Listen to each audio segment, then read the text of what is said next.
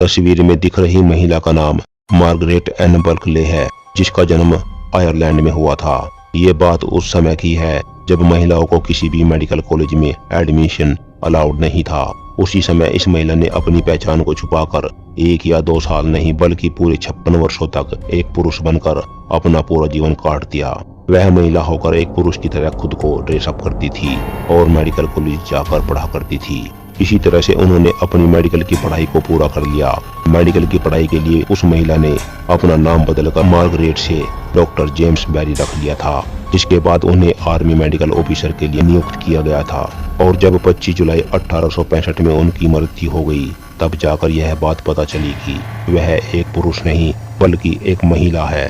लेकिन तब तक जेम्स बैरी को आर्मी में नौकरी करते हुए लगभग 47 वर्ष बीत चुके थे।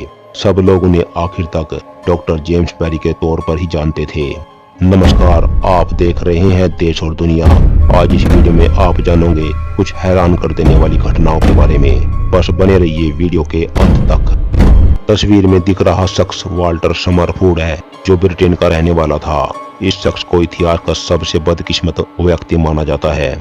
वाल्टर समरफूड सेना में अफसर था। उसके साथ एक जैसी ही 3 रहस्यमय घटनाएं घटी थी, जिसकी वजह से इसे बदकिस्मत माना जाने लगा था।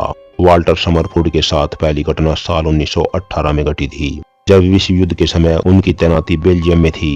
एक दिन वह घुड़सवारी कर रहे थे, तभी उनके ऊपर आकाशीय बिजली गिर गई, जिस वजह से उनके कमर के नीचे के पूरे शरीर में लकवा मार गया। हालांकि कुछ ही महीनों में वह पूरी तरह से ठीक हो गया और चलने फिरने लगा। वाल्टर समरफूड के साथ दूसरी घटना पहली घटना के ठीक 6 साल बाद यानी साल 1924 में घटी। उस समय वह कनाडा में अपने नए जीवन की शुरुआत कर चुके थे।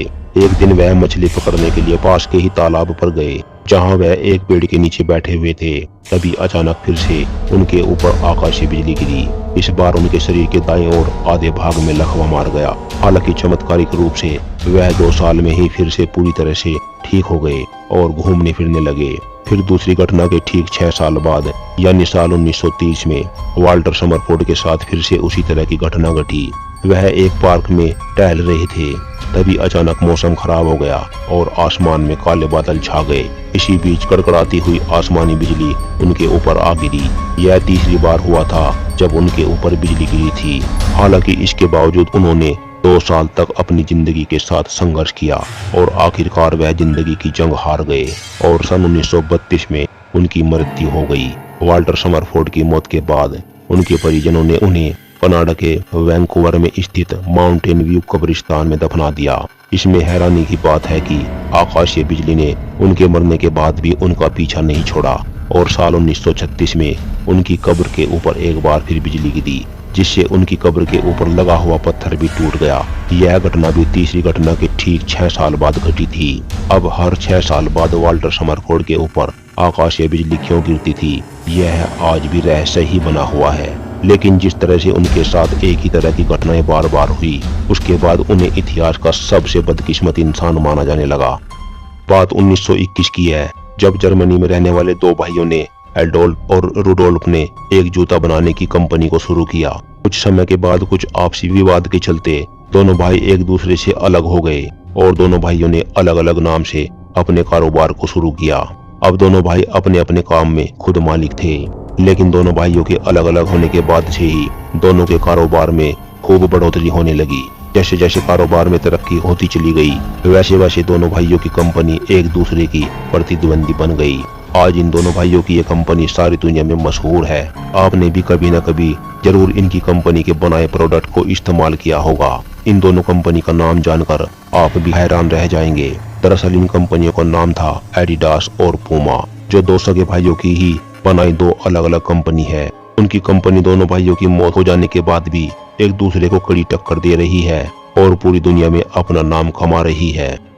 बात 14 अप्रैल 1865 की है, जब अमेरिका के राष्ट्रपति अब्राहम लिंकन की गोली मारकर हत्या कर दी गई थी। आपको हैरानी होगी कि हत्या से ठीक 10 दिन पहले अब्राहम लिंकन ने रात को सोते समय एक सपना देखा था। सपने में उन्होंने देखा कि व्हाइट हाउस के एक कमरे में कुछ लोग रो रहे हैं। जब अब्राहम लिंकन उस कमरे में जाते हैं तो वह देखते हैं कि कमरे में एक मरा हुआ इंसान पड़ा है, जिसके चारों ओर लोगों की भीड़ लगी है। अब्राहम लिंकन उनमें से एक व्यक्ति से पूछते हैं, क्या हुआ, किसकी मौत हो गई है। उस व्यक्ति ने जवाब दिया, राष्ट्रपति की। किसी ने उन्हें मार डाला है। उसके तुरंत बाद डर के मारे अब्राहम लिंकन की आंख खुल जाती है और अपनी हत्या के 4-5 दिन पहले अब्राहम लिंकन ने सपने में हुई इस घटना के बारे में अपनी पत्नी और अपने एक दोस्त वोल्ड लेमन को बताया था। अब्राहम लिंकन का कहना था कि सपने में हुई इस घटना से वह बुरी तरह से डर गए थे। तस्वीर में दिख रही लड़की, जिसका नाम जीनी विलाय है, जिसका जन्म 1957 को अमेरिका में हुआ था। जब जीनी 2 वर्ष की थी तब इनके पिता ने इनको घर के अंदर एक कमरे में बंद कर दिया था और जीनी को पूरी तरह से नजरअंदाज कर दिया था। जीनी बाहर की दुनिया से बिल्कुल अनजान थी। इनसे किसी को भी मिलने नहीं दिया जाता था। जीनी करीब 11 से 12 साल तक केवल एक कमरे में ही बंद रही। जब जीनी 13 वर्ष की हुई तब आखिर में इनको छुड़ा लिया गया। जीनी को जब कमरे से बाहर निकाला गया तब डॉक्टरों ने देखा कि जीनी का दिमाग केवल 1 साल के बच्चे जैसा था। दिमाग से वह विकसित नहीं हो पाई। तस्वीर में जो आप देख रहे हैं यह किसी खेल की तस्वीर नहीं है, बल्कि यह एक प्रकार की सजा है जो कभी चाइना में छोटे मोटे अपराध के लिए दी जाती थी। इस सजा के चलते अपराधियों के गले में 2 से 3 महीने के लिए लकड़ी का एक बड़ा सा तख्ता गले में डालकर उन्हें आबादी क्षेत्र में छोड़ दिया जाता था, ताकि वह खुद को अपमानित महसूस करे और भविष्य में अपराध करने से डरे। अपराधियों के गले में डाला जाने वाला लकड़ी का यह तख्ता इतना बड़ा होता था कि अपराधी का हाथ भी उसके मुंह तक न पहुंच पाए। ऐसा इसलिए किया जाता था ताकि अपराधियों को खाना पीना करने के लिए लोगों से मदद मांगनी पड़े और उन्हें अपने किए पर पछतावा हो। इस सजा से कभी कभी अपराधी भूख से मर भी जाता था। एक कागज पर अपराधी के द्वारा किया गया अपराध लिखकर उसे उस लकड़ी के तख्ते पर चिपका दिया जाता था, ताकि लोगों को पता चल जाए कि अपराधी का गुनाह क्या था। बस आज की वीडियो में इतना ही। फिर मिलेंगे अगली वीडियो में कुछ नए हैरान कर देने वाले फैक्ट के साथ। वीडियो में यहाँ तक बने रहने के लिए आप सबका धन्यवाद।